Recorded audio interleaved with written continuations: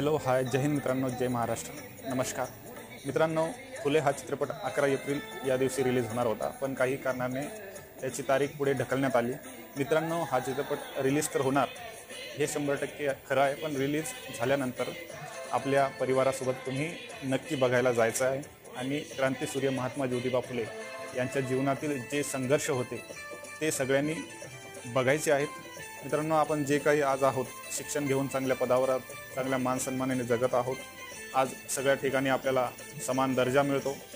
विशेष करून महिलांनी हे लक्षात ठेवलं पाहिजे की महिलांसाठी सावित्रीबाई फुले, ज्योतिबा फुले, डॉक्टर बाबासाहेब आंबेडकर यांनी किती मोठं कार्य केलेलं आहे. त्या कार्यकाळात महिला म्हणजे एक साधन मानलं जायचं.